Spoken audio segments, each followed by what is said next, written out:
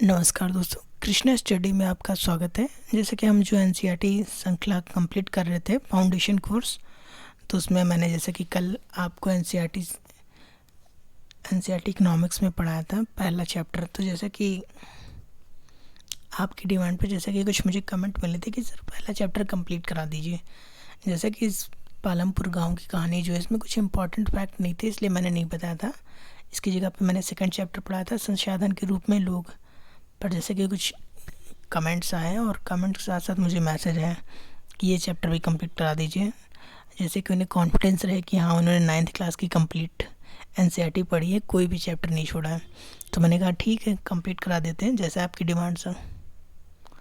तो चलिए कंप्लीट करेंगे आज चैप्टर। इसमें जो पॉइंट इंपॉर्टेंट है मैं हाईलाइट कर दूंगा, आप सिर्फ वही पॉइंट नोट कर लीजिएगा और आप पढ़ लीजिए, देख लीजिए, ठीक है। अवलोकन बता रहे हैं कि इस चैप्टर में हम क्या पढ़ेंगे। इस कहानी का उद्देश्य उत्पादन से संबंधित कुछ मूल विषय काल्पनिक एक गांव पालमपुर की कहानी के माध्यम से करेंगे। चलिए देखते हैं। पालमपुर में खेती मुख्य क्रिया है।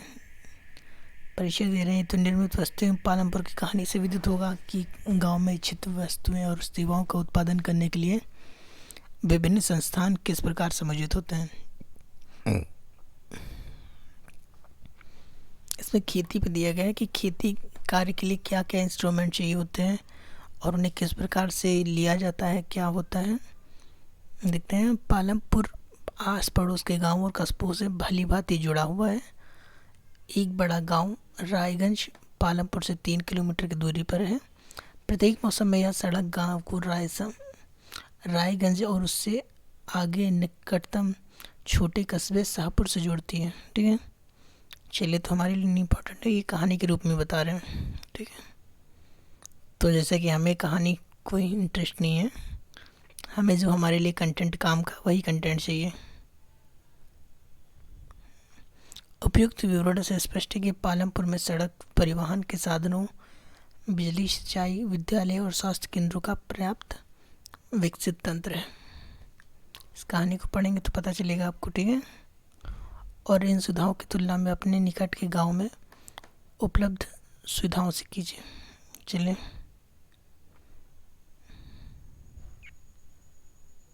देखते हैं आगे।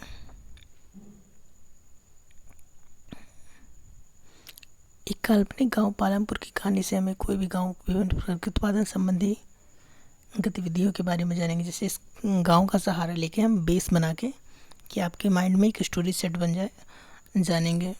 अन्य उत्पादन गतिविधियों में जिन्हें गैर कृषि क्रियाएं कहा जाता है, इसमें क्या क्या आता है। लघु निर्माण, परिवहन, दुकानदारी आदि शामिल है, ठीक है। तो प्राथमिक क्रियाएं और प्राथमिक क्रिया और द्वितीयक क्रिया भी होती है, जैसे कि primary sector, secondary sector, tertiary और क्वाड्रिलेटरल। वो मैंने कल आपको बताया था, कल की क्लास में। और इसमें हम जान रहे हैं कि अर्थव्यवस्था में उत्पादन की गतिविधियों को 2 प्रकार से, एक कृषिगत और एक गैर कृषि, ठीक है, बांटा गया। उत्पादन का संगठन, कैसे उत्पादन होता है, क्या प्रोसेस है, क्या उत्पादन का उद्देश्य ऐसी वस्तुएं सेवाएं उत्पादित करना है जिनकी हमें आवश्यकता है। वस्तुओं और सेवाओं के उत्पादन के लिए 4 चीज़ें आवश्यक है, ठीक है। तो ये फैक्टर के रूप में लिख लीजिएगा, 4 चीज़ें कारक डिसाइड करते हैं, ठीक है। चलिए देखते हैं कि कौन से 4 कारण हैं।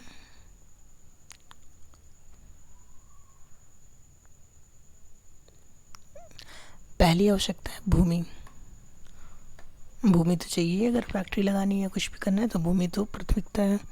भूमि तथा अन्य प्राकृतिक संसाधन जैसे जल, वन, खनिज। दूसरी आवश्यकता है श्रम, ठीक है। श्रम दूसरी आवश्यकता है। जो लोग काम करेंगे, कुछ उत्पादन क्रियाओं में जरूरी कार्यों को करने के लिए बहुत ज़्यादा पढ़े लिखे कर्मियों की आवश्यकता ज़रूरत होती है। दूसरी क्रियाओं के लिए शारीरिक कार्य करने वाले श्रमिकों की ज़रूरत होती है। जैसे कि अगर आप किसी फैक्ट्री या कंपनी में कार्य करते हैं तो ऐसे लोग भी होते हैं जो पढ़े लिखे होते हैं, जैसे कि मैनेजर हुआ, अदर कुछ लोग होते हैं जो कम पढ़े लिखे होते हैं, वर्कर के रूप में काम करते हैं। तो लेकिन कंपनी का किसी एक फैक्टर से काम नहीं चल सकता। ऐसा भी नहीं है कि कंपनी अगर सिर्फ वर्कर रख ले तो कंपनी ग्रो कर पाएगी, बट ऐसा भी नहीं है कि अगर कंपनी वर्कर ना रखे और डायरेक्ट मैनेजर ये सब रखे तब भी ग्रो नहीं कर पाएंगे। ठीक है।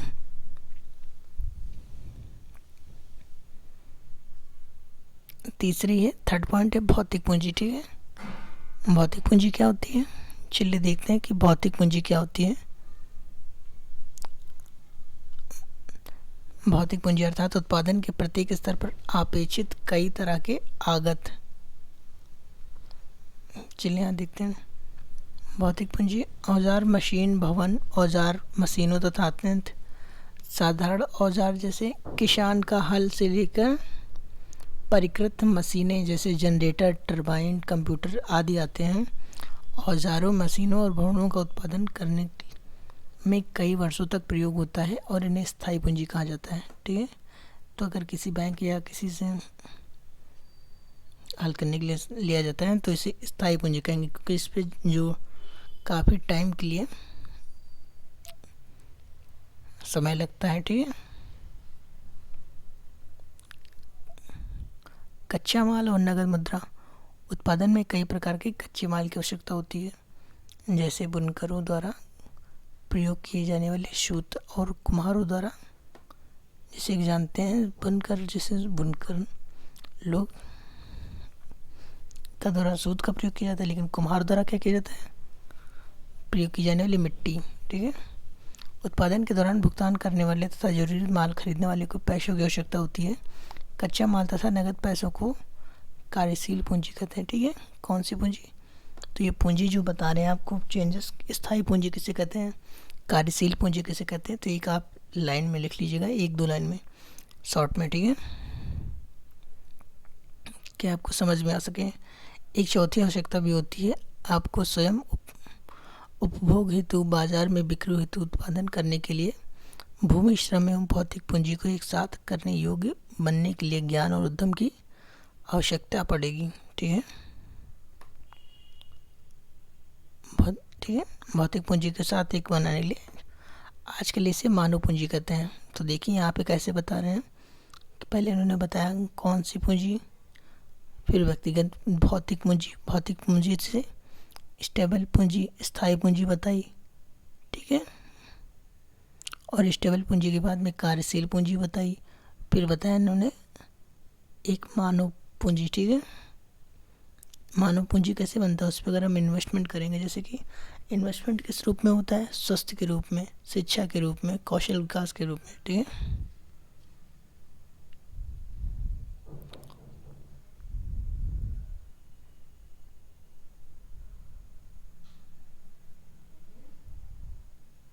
ठीक है, देखते हैं। रुकिए,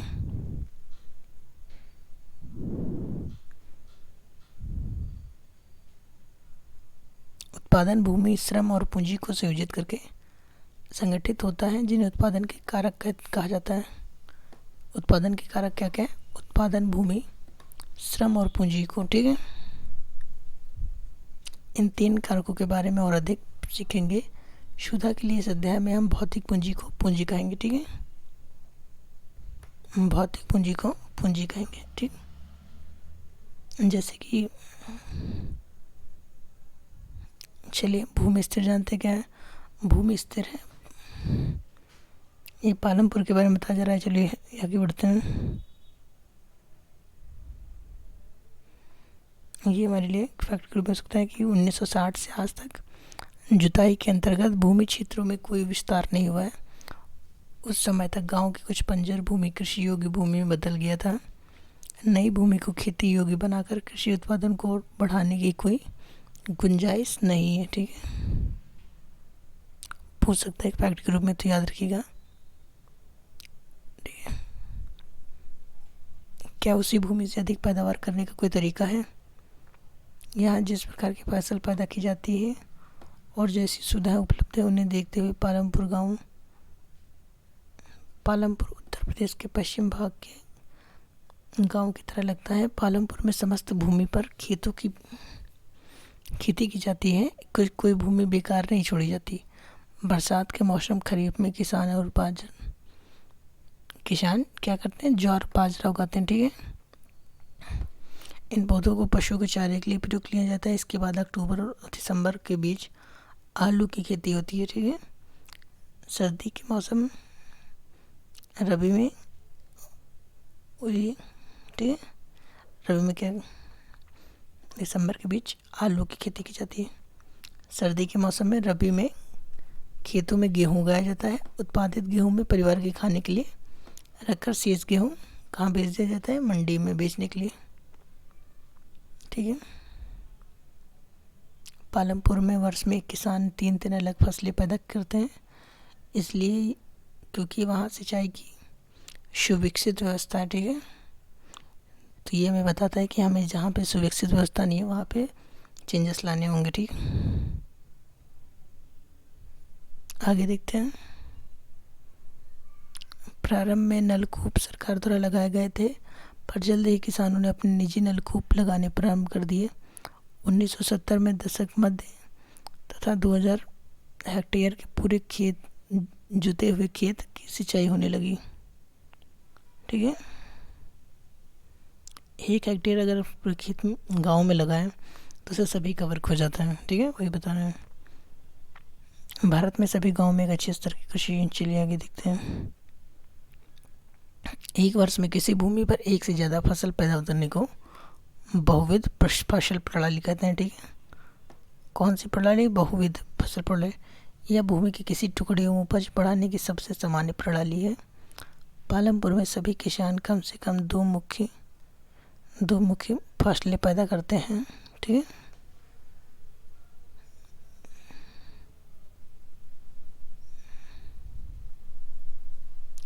चलिए देखते हैं चार्ट।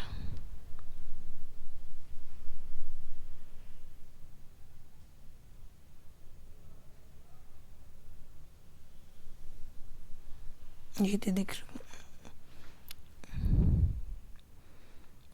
मौसम में पैदा की गई फसलों के रूप में मापा जाता है। 1960 के दशक के मध्य तक खेती में पारंपरिक बीजों का प्रयोग किया जाता था। ठीक है, कब तक प्रयोग किया जाता था? 1960 के दशक तक।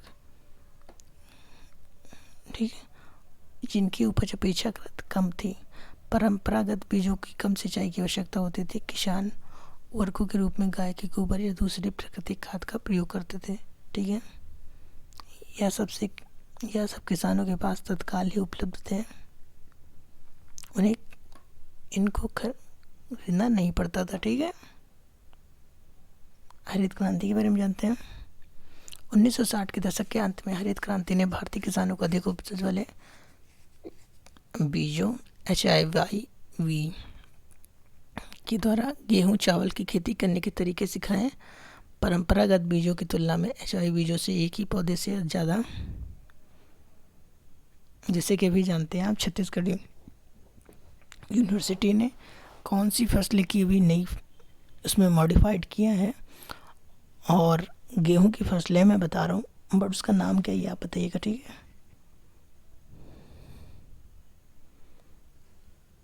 मात्रा में अनाज पैदा होने के साथ ही इसके परिणाम स्वरूप जमीन के टुकड़े में पहले की अपेक्षा अधिक अनाज की मात्रा पैदा होने लगी। यद्यपि आज उपज प्रजातियों वाले बीजों से अधिकतम उपज पाने के लिए बहुत अधिक पानी, रासायनिक खाद और कीटनाशक की आवश्यकता होती है। ठीक है, कीटनाशक की आवश्यकता होती है। चलिए आगे देखते हैं। इसमें बहुविध फसल प्रणाली के बारे में बताया गया है। ठीक है, कि भारत में हरित क्रांति के बाद गेहूं और दालों के उत्पादन में, हरित क्रांति के बाद गेहूं और दालों,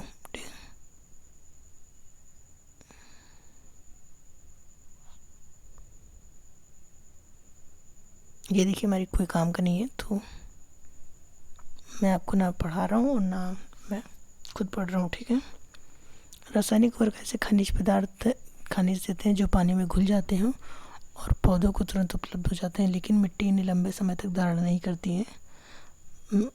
मिट्टी से निकलकर फॉर्म जल नदियों और तालाबों को प्रदूषित करते हैं। ठीक है,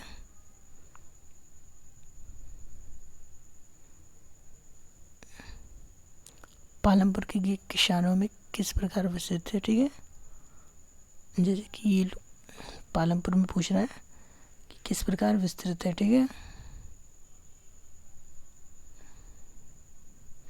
परिवारों में लगभग 1/3 अर्थात 150 परिवारों के पास खेती के लिए भूमि नहीं है। ठीक है, 150 संपत्तियों के पास खेती के लिए भूमि नहीं है। ठीक है, चलिए आगे देखते हैं। हेक्टेयर से कम क्षेत्रफल वाले छोटे भूमि के टुकड़ों पर खेती करते हैं। भूमि के ऐसे टुकड़ों पर खेती करने से किसान परिवार को क्या होता है, पर्याप्त आमदनी नहीं होती। ठीक है,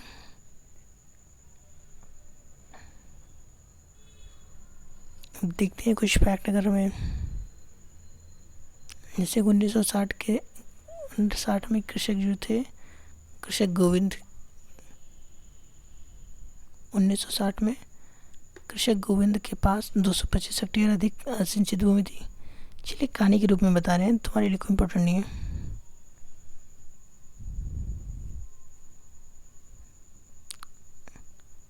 श्रम के बारे में तो ये जानते हैं, श्रम के बारे में कुछ फैक्ट मिलता है तो भूमि के पश्चात श्रम उत्पादन का दूसरा आवश्यक कारक है। ठीक है, सेकंड आवश्यक क्या है मैंने बता दिया आपको, ये क्या है, सेकंड। ठीक है, खेती में बहुत ज़्यादा परिश्रम की आवश्यकता होती है। छोटे किसानों एवं परिवारों के साथ अपने खेती में स्वयं काम करते हैं। इस तरह वे खेती के लिए आवश्यक श्रम की व्यवस्था स्वयं ही करते हैं। मझोले और बड़े किसान खेतों में काम करने के लिए दूसरे श्रमिक की किराए पर लगाते हैं। ठीक है, जिसके पास पैसा है वो दूसरों को लगाएगा, जिसके पास नहीं है वो खुद अपना खेती कर लेते हैं। ठीक है, यहाँ पे संवाद दर्शाया गया, तो चलिए संवाद कोई इम्पोर्टेंस नहीं है।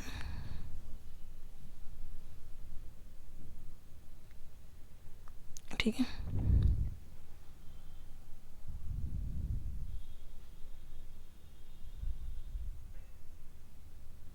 तो देखिए जैसे कि कोई अदर पॉइंट इम्पोर्टेंट नहीं है, जैसे मैंने पहले ही पढ़ लिया बुक, तो मैंने देखा जैसे कि कोई पॉइंट ऐसा नहीं लगा जो मैंने इम्पोर्टेंट हो और छोड़ दिया। ठीक है,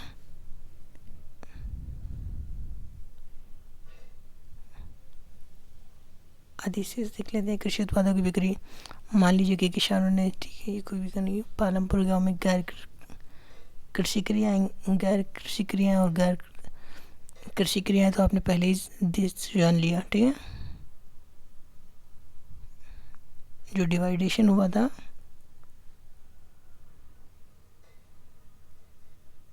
ठीक है, पालमपुर में लघु स्तरीय निर्माण का एक उदाहरण है।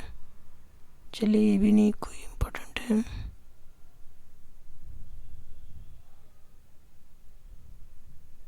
पालमपुर की कहानी के बारे में बताया गया था। तो चलिए ये चैप्टर कंप्लीट होता है।